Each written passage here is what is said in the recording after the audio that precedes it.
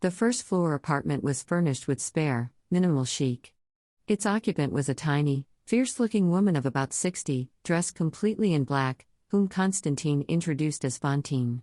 Fantine stared at Oksana, appeared unimpressed by what she saw, and asked her to walk around the room. Self-conscious in her faded t-shirt, jeans and trainers, Oksana complied. Fantine watched her for a moment, turned to Constantine, and shrugged. And so began the final stage of Oksana's transformation. She moved into a 4-star hotel 2 streets away, and each morning joined Fantine for breakfast in the first-floor apartment. At 9 o'clock every morning a car came for them. On the first day they went to the Galerie Lafayette on Boulevard Haussmann. Fantine marched Oksana round the department store, ordering her to try on a succession of outfits, daywear, casual, evening, and buying them whether Oksana liked them or not. The tight, flashy clothes to which Oksana was drawn Fantine dismissed without a glance. "I'm trying to teach you Parisian style, chérie, not how to dress like a Moscow streetwalker, which you obviously know how to do already." By the end of the day, the car was piled high with shopping bags, and Oksana was beginning to enjoy the company of her ruthlessly critical mentor. Over the week that followed they visited shoe shops and fashion houses, couture and pret-a-porter shows, a vintage emporium in Street Germain, and the Costume and Design Museum at the Palais Galliera. At each of these, Fantine offered an unsparing commentary. This was chic, clever and elegant; that was crass, tasteless and irredeemably vulgar. One afternoon Fantine took Oksana to a hairdresser in the Place des Victoires. Her instructions to the stylist were to proceed as she chose, and to ignore anything that Oksana suggested. Afterwards, Fantine stood her in front of a mirror, and Oksana ran a hand through her short, blunt-cut hair. She liked the look that Fantine had put together for her. The designer biker jacket, the stripy t-shirt, the low-rise jeans and ankle boots. She looked Parisian. Later that afternoon, they visited a boutique selling scent on the Rue du Faubourg Saint-Honoré. "Choose," said Fantine. "But choose well." For 10 minutes Oksana stalked the elegant shop floor, before stopping in front of a glass display cabinet. The assistant watched her for a moment. "Vous permettez, mademoiselle?" he murmured, handing her a slender glass vial with a scarlet ribbon at its neck. Cautiously, Oksana touched the amber scent to her wrist. Fresh as a spring dawn, but with darker bass notes, it spoke to something deep inside her. "It's called Villanelle," said the assistant. It was a favorite scent of the Comtesse du Barry. The perfume house added the red ribbon after she was guillotined in 1793. "I shall have to be careful, then," said Oksana. 2 days later, Constantine came to collect her from the hotel. "My cover name," she said. "I've chosen it." As she crosses the Piazza Verdi in Palermo, her heels clicking faintly on the cobblestones, Villanelle glances up at the imposing frontage of Sicily's, and indeed Italy's, largest opera house. Palm trees rise from the piazza, their leaves whispering faintly in the warm breeze. Bronze lions flank the broad entrance stairway. Villanelle is wearing a silk Valentino dress and elbow-length Fratelli Orsini opera gloves. The dress is red, but so darkly shaded as to be almost black. A spacious Fendi shoulder bag hangs by a slim chain. Villanelle's face is pale in the evening light, and her hair is pinned up with a long, curved clip. She looks glamorous, if less showy than the socialites in Versace and Dolce & Gabbana thronging the mirrored entrance hall. First nights at the Teatro Massimo are always an occasion, and tonight's offering is Puccini's Tosca, one of the most popular operas of all. That the title role is being sung by a local soprano, Franca Farfaglia, makes the occasion unmissable. Villanelle buys a program and moves through the entrance hall to the vestibule. The place is filling fast. There's a buzz of conversation, the muted clink of glasses, and an aroma of expensive scent. Ornate wall lights paint the marble decorations with a soft lemon glow. At the bar she orders a mineral water and notices that she is being watched by a lean, dark-haired figure. "Can I get you something more interesting?" he asks, as she pays for her drink. "A glass of champagne, perhaps?" She smiles. He is 35, she guesses, give or take a year or two. Saturnine good looks. His silver-gray shirt is impeccable and his lightweight blazer looks like Brioni. But his Italian has the rasp of Sicily, and there's an edge of threat in his gaze. "I won't," she says. "Thank you. Let me guess. You're obviously not Italian, even though you speak the language." "French? Sort of. It's complicated." So do you like Puccini operas? Of course, she murmurs. Although La Bohème is my favorite. That's because you're French. He holds out his hand. Leoluca Messina. Sylviane Morel. So what brings you to Palermo, Mademoiselle Morel? She is tempted to terminate the conversation. To walk away. But he might follow, which would make things worse. I'm staying with friends. Who?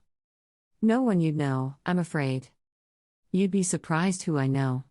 And trust me, everyone here knows me. Half turning, Villanelle allows a sudden smile to light her face. She waves towards the entrance. Will you excuse me, Signor Messina? My friends are here. That was less than convincing, she reproves herself as she edges through the crowd. But there's something about Leoluca Messina, some long acquaintanceship with violence, that makes her want him too. Forget her face. Will Greco come? Villanelle wonders, moving through the crowd with vague purpose. Scanning the faces around her as she goes. According to Constantine's local contact, who has had several of the front of house staff discreetly bribed and questioned, the mafia boss comes too. Most of the important first nights. He always arrives at the last moment and takes the same box, which he occupies alone, with bodyguards stationed outside. Whether he is actually booked to come tonight has, frustratingly, been impossible to establish. But his protégé Farfaglia is singing the lead soprano role. The odds are good. At considerable cost, Constantine's people have secured the neighboring box to the one Greco favors. It is on the first tier, almost directly adjacent to the stage. With 10 minutes to curtain up, and with the box on her left as yet unoccupied, Villanelle enters the nest of red plush. The box is at once public and private. At the front, perched on one of the gilt chairs, with the scarlet upholstered rail at chest level, Villanelle can see and be seen by everyone in the auditorium. If she leans forward past the partition, she can look into the front of the boxes on either side of her. With the house lights extinguished, however, each box will become a secret world, its interior invisible. In the gloom of that unseen, secret world, she slips her bag from her shoulder and takes out a lightweight Ruger automatic pistol with an integrated Gemtech suppressor and inserts a clip of .22mm low-velocity rounds. Returning the weapon to the bag, she places it on the floor at the base of the partition separating her from the box to her left. In the 9 months following her rebirth as Villanelle, she killed 2 men. Each project was initiated by a one-word text from Constantine, followed by the transmission of detailed background documents, film clips, biographies, surveillance reports, schedules, from sources unknown to her. Each planning period lasted about 4 weeks, in the course of which she was armed, informed of any logistical support she might expect, and provided with an appropriate identity. The first target, Yorgos Vlachos, had been buying radioactive cobalt-60 in Eastern Europe, with a probable view to detonating a dirty bomb in Athens. She had put an SP-5 round through his chest as he changed cars in the port of Piraeus. The shot, taken with a Russian VSS at a range of 325 meters, had involved an all-night lie-up under a tarpaulin on a warehouse roof. Later, reliving the event in the safety of her hotel room, Villanelle felt an intense, heart-pounding exhilaration. The dry snap of the suppressed report, the distant smack of the impact, the collapsing figure in the scope. The second target was Dragan Horvat, a Balkan politician who ran a human trafficking network. His mistake had been to take his work home with him, in the form of a pretty, heroin-addicted 17-year-old from Plessis. Unaccountably, he had fallen in love with her, and taken to flying her on expensive shopping sprees in European capital cities. London was the couple's favorite weekend destination, and when Villanelle bumped into him in a Bayswater side street late one evening, Horvat smiled indulgently. He didn't immediately feel the stab wound to the inner thigh that severed his femoral artery, and as he bled to death on the pavement, his Georgian girlfriend watched him with spaced-out eyes, absently twisting the gold bracelet that he'd bought her that afternoon in Knightsbridge. In between kills, Villanelle lived in the Paris apartment. She explored the city, sampled the pleasures it had to offer, and enjoyed a succession of lovers. These affairs always took the same course: a heady pursuit, a devouring couple of days and nights, the abrupt termination of all contact. She simply vanished from their lives, as swiftly and as mystifyingly as she had entered them. She ran in the Bois de Boulogne every morning, attended a jiu-jitsu dojo in Montparnasse, and practiced her marksmanship at an elite shooting club in St. Cloud. Meanwhile, unseen hands paid her rent and managed her trading activities, whose proceeds were paid into a current account at the Société Générale.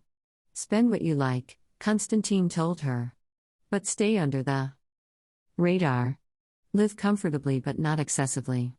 Don't leave a trail." And she didn't. She made no surface ripple. Became part of that monochrome army of professionals who hurried from place to place, their solitude stamped into their gazes. What authority imposed the sentences of death that she executed, she didn't know.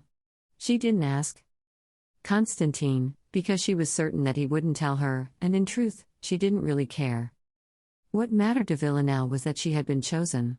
Chosen as the instrument of an all-powerful organization which had understood, just as she herself had always understood, that she was different.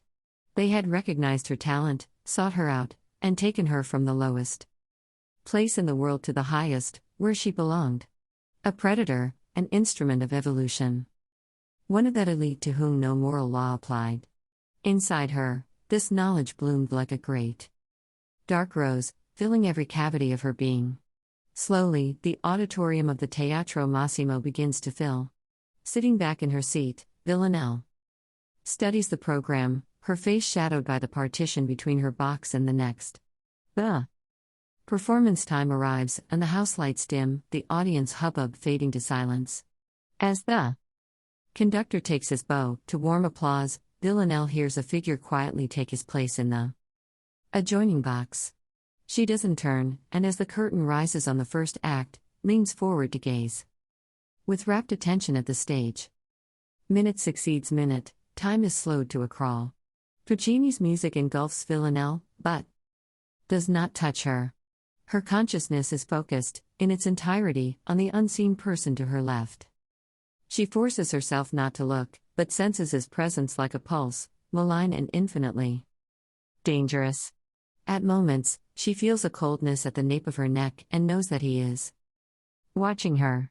Finally, the strains of the Te Deum die away, the first act ends, and the crimson and gold curtain falls. As the house lights come up for the interval, and conversation swells in the auditorium, Villanelle sits motionless as if hypnotized by the opera. Then, without a sideways glance, she stands and leaves the box, noting with her peripheral vision the presence of two bodyguards who are lounging, bored but watchful, at the end of the corridor. Moving unhurriedly into the vestibule, she makes her way to the bar and orders a glass of mineral water, which she holds but doesn't drink. At the far end of the room, she sees Leoluca Messina moving towards her. Pretending she hasn't seen him, she turns into the crowd, re-emerging near the entrance to the foyer. Outside, on the opera house steps, the heat of the day has not yet abated. The sky is rose-pink over the sea, a livid purple overhead. Half a dozen young men passing Villanelle whistle and make appreciative comments in the local dialect. She returns and takes her place in her box moments before the curtain rises on the second act. Once again she makes a point of not glancing to her left at Greco. Instead, she gazes fixedly at the stage as the opera unfolds. The story is a dramatic one. Tosca, a singer, is in love with the painter Cavaradossi, who has been falsely accused of aiding the escape of a political prisoner. Arrested by Scarpia, the chief of police, Cavaradossi is condemned to die. Scarpia, however, proposes a deal: if Tosca gives herself to him, Cavaradossi will be released. Tosca agrees, but when Scarpia approaches her, she seizes a knife and kills him. The curtain falls. And this time, when Villanelle has finished applauding, she turns to Greco and smiles, as if seeing him for the first time. It is not long before there is a knock at the door of the box. It is one of the bodyguards, a heavy-set man who inquires, not discourteously, if she would care to join Don Salvatore for a glass of wine. Villanelle hesitates for a moment and then politely nods her acceptance. As she steps into the corridor, the second bodyguard looks her up and down. She has left her bag in the box, her hands are empty, and the Valentino dress clings to her lean, athletic form. The two men glance knowingly at each other. It is clear that they have delivered many women to their boss. The heavy-set man gestures to the door of Greco's box. Per favore, signorina, he stands as she enters. A man of medium height in an expensively cut linen suit. A lethal stillness about him, and a smile that doesn't begin to reach his eyes. "Excuse my presumption," he says. "But I couldn't help observing your appreciation of the performance. As a fellow opera lover, I was wondering if I might offer you a glass of frappato? It comes from one of my vineyards, so I can vouch for its quality." She thanks him. Takes an exploratory sip of the cold wine. Introduces herself as Sylviane Morel. "And I am Salvatore Greco." There is a questioning note in his voice, but her gaze does not flicker. It is clear to him that she has no idea who he is. She compliments him on the wine and tells him that it is her first visit to the Teatro Massimo. "So what do you think of Farfaglia?" "Superb. A fine actress and a great soprano. I'm glad you like her. I was fortunate enough to assist, in a small way, with her training. How wonderful to see your belief in her confirmed. Il bacio di Tosca." "Excuse me?" "Questo è il bacio di Tosca. This is Tosca's kiss." Her words when she stabs Scarpia. "Of course. I'm sorry, my Italian is most accomplished, Signorina Morel." Again, that icy half-smile. She inclines her head in denial. "I don't think so, Signor Greco." Part of her is conducting the conversation, part of her is calculating ways and means, timing, evasion routes, exfiltration. She is face to face with her target, but she is alone. And this, as Constantine has so often made clear, is how it will always be. No one else can be involved except in the most peripheral, disconnected way. There can be no backup, no stage diversion, no official help. If she's taken, it's the end. There will be no discreet official leading her from the cell, no waiting vehicle to speed her to the airport. They talk. For Villanelle, language is fluid. Most of the time she thinks in French, but every so often she awakes and knows that she's been dreaming in Russian. At times, close to sleep, the blood roars in her ears, an unstoppable tide shot through with polyglot screams. On such occasions, alone in the Paris apartment, she anesthetizes herself with hours of web surfing, usually in English. And now, she notes, she is mentally playing out scenarios in Sicilian-inflected Italian. She hasn't sought out the language, but her head echoes with it. Is there any part of her that is still Oksana Vorontsova? Does she still exist, that little girl who lay night after night in urine-sodden sheets at the orphanage, planning her revenge? Or was there only ever Villanelle, evolution's chosen instrument? Greco wants her, she can tell, and the more she plays the well-born, impressionable young Parisienne with the wide-eyed gaze, the greater his desire grows. He's like a crocodile, watching from the shallows as a gazelle inches closer to the water's edge. How does it usually play out? She wonders. Dinner somewhere they know him well, with the waiters deferential and the bodyguards lounging at a neighboring table, followed by a chauffeured drive to some discreet Old Town apartment? "Every first night, this box is reserved for me," he tells her. "The Greci were aristocrats in Palermo before the time of the Habsburgs. In that case, I consider myself fortunate to be here. Will you stay for the final act?" "With pleasure," she murmurs, as the orchestra strikes up. As the opera continues, Villanelle once again gazes raptly at the stage, waiting for the moment that she has planned. This comes with a great love duet, Amaro Sal per te. As the final note dies away, the audience roars its applause, with cries of bravi and brava franca echoing from every corner of the house. Villanelle applauds with the others, and eyes shining. Turns to Greco. His eyes meet hers, and as if on impulse, he seizes her hand and kisses it. She holds his gaze for a moment, and raising her other hand to her hair, unfastens the long, curved clip, so that the dark tresses fall to her shoulders. And then her arm descends, a pale blur, and her clip is buried deep in his left eye. His face blanks with shock and pain. Villanelle presses the tiny plunger, injecting a lethal dose of veterinary strength atorphine into the frontal lobe of his brain and inducing immediate paralysis. She lowers him to the floor and glances around. Her own box is empty, and in the box beyond, an elderly couple are dimly visible, peering at the stage through opera glasses. All eyes are on Farfaglia and the tenor singing Cavaradossi, both standing motionless as wave after wave of applause breaks over them. Reaching over the partition, Villanelle recovers her bag, retires into the shadows, and takes out the Ruger. The double snap of the suppressed weapon is unremarkable, and the low-velocity .22 rounds leave barely a loose thread as they punch through Greco's linen jacket. The applause is subsiding as Villanelle opens the door of the box, her weapon concealed behind her back, and beckons concernedly to the bodyguards, who enter and genuflect beside their employer. She fires twice, less than a second separating the silenced shots, and both men drop to the carpeted floor. Blood jets briefly from the entry wounds in the back of their necks. But the men are already dead, their brainstems shot through. For several long seconds, Villanelle is overwhelmed by the intensity of the killings, and by a satisfaction so piercing that it's close to pain. It's the feeling that sex always promises but never quite delivers, and for a moment she clutches herself, gasping, through the Valentino dress. Then slipping the Ruger into her bag and squaring her shoulders, she exits the box. "Don't tell me you're leaving, Signorina Morel?" Her heart slams in her chest. Walking towards her down the narrow corridor, with the sinister grace of a panther, is Leoluca Messina. "Unfortunately, yes." "That's too bad. But how do you know my uncle?" She stares at him. "Don Salvatore. You've just come out of his box. We met earlier. And now, if you'll excuse me, Signor Messina." He looks at Villanelle for a moment, then steps firmly past her and opens the door of Greco's box. When he comes out, a moment later, he is carrying a gun. A Beretta Storm 9mm, part of her registers as she levels the Ruger at his head. For a moment they stand there unmoving, then he nods, his eyes narrowing, and lowers the Beretta. "Put that away," he orders. She doesn't move. Aligns the fiber optic foresight with the base of his nose. Prepares to sever a third Sicilian brainstem. "Look, I'm glad the bastard's dead, okay?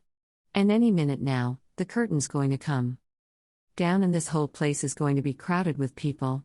If you want to get out of here, put that gun away and follow me." Some instinct tells her to obey. They hurry through the doors at the end of the corridor, down a short flight of stairs, and into a crimson upholstered passageway encircling the stalls.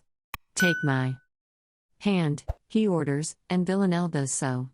Coming towards them is a uniformed usher. Messina greets him cheerily, and the usher grins. "Making a quick getaway, signor?" "Something like that." At the end of the passageway, directly below Greco's box, is a door faced in the same crimson brocade as the walls. Opening it, Messina pulls Villanelle into a small vestibule. He parts a blanket-like curtain and suddenly they are backstage, in the heavy half-dark of the wings. With the music, relayed by tannoy from the orchestra pit, blaring about them. Men and women in 19th century costumes swim out of the shadows, stagehands move with regimented purpose. Placing an arm round Villanelle's shoulder, Messina hurries her past racks of costumes and tables set with props, then directs her into the narrow space between the cyclorama and the brick back wall. As they cross the stage they hear a volley of musket fire. Cavaradossi's execution. Then more corridors, discolored walls hung with fire extinguishers and instructions for emergency evacuation of the house, and finally they are stepping from the stage door onto the Piazza Verdi, with the sound of traffic in their ears and the livid purple sky overhead. 50 meters away, a silver and black MV Augusta motorcycle is standing at a bollard on the Via Volturno. Villanelle climbs up behind Messina, and with a low growl of exhaust they glide into the night. It's several minutes before they hear the first police sirens.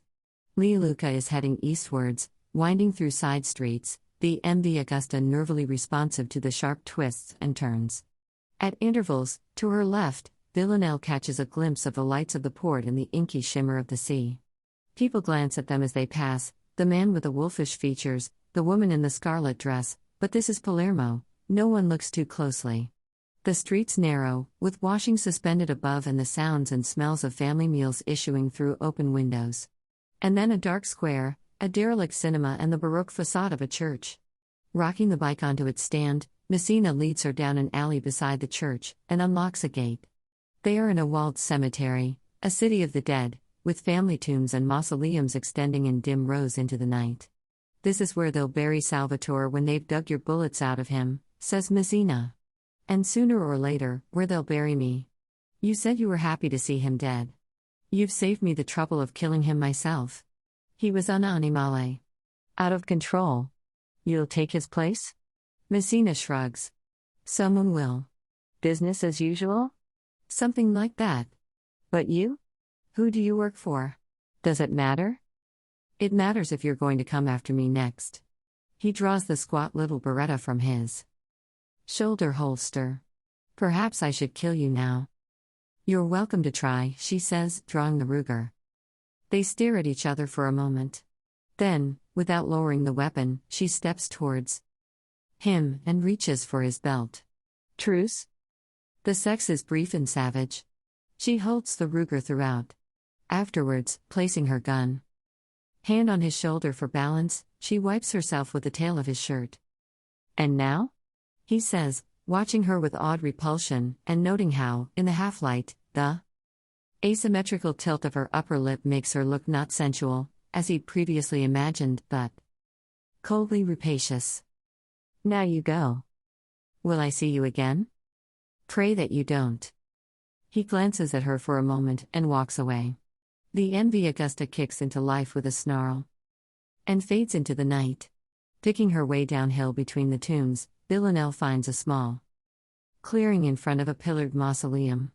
From the Fendi shoulder bag she takes a briquette lighter, a crumpled blue cotton frock, a pair of wafer-thin sandals and a lingerie fabric money belt. The money belt holds $500 in cash, an airline ticket, and a passport and credit card. Identifying her as Irina Skorik, a French national born in Ukraine. Quickly changing her clothes, Villanelle makes a pyre of the Valentino dress, all documents relating to Sylviane Morel, and the green contact lenses and brunette wig that she has been wearing. The fire burns briefly but intensely, and when there is nothing left she sweeps the ashes into the undergrowth with a cypress branch. Continuing downhill, Villanelle finds a rusty exit gate and a path leading down steps to a narrow lane. This gives onto a broader, busier road, which she follows westwards towards the city center. After 20 minutes she finds what she has been looking for, a large wheeled garbage bin behind a restaurant, overflowing with kitchen waste. Pulling on the opera gloves she looks around her, and makes sure that she's unobserved. Then she plunges both hands into the bin, and pulls out half a dozen bags. Unknotting one, she thrusts the Fendi shoulder bag and the Ruger into the stinking mess of clamshells, fish heads and coffee grounds. Returning the bag to the bin, she piles the others on top. Last to disappear are the gloves. The whole operation has taken less than 30 seconds. Unhurriedly, she continues walking westwards. He glances at her for a moment and walks away. The MV Augusta kicks into life with a snarl and fades into the night. Picking her way downhill between the tombs, Villanelle finds a small clearing in front of a pillared mausoleum. From the Fendi shoulder bag she takes a briquette lighter, a crumpled blue cotton frock, a pair of wafer-thin sandals and a lingerie fabric money belt. The money belt holds $500 in cash, an airline ticket, and a passport and credit card identifying her as Irina Skorik, a French national born in Ukraine. Quickly changing her clothes, Villanelle makes a pyre of the Valentino dress, all documents relating to Sylviane Morel, and the green contact lenses and brunette wig that she has been wearing. The fire burns briefly but intensely, and when there is nothing left she sweeps the ashes into the undergrowth with a cypress branch. Continuing downhill, Villanelle finds a rusty exit gate and a path leading down steps to a narrow lane. This gives onto a broader, busier road, which she follows westwards towards the city center. After 20 minutes, she finds what she has been looking for: a large wheeled garbage bin behind a restaurant, overflowing with kitchen waste. Pulling on the opera gloves, she looks around her and makes sure that she's unobserved. Then she plunges both hands into the bin and pulls out half a dozen bags. Unknotting one, she thrusts the Fendi shoulder bag and the Ruger into the stinking mess of clamshells, fish heads, and coffee grounds. Returning the bag to the bin, she piles the others on top. Last to disappear are the gloves. The whole operation has taken less than 30 seconds. Unhurriedly, she continues walking westwards.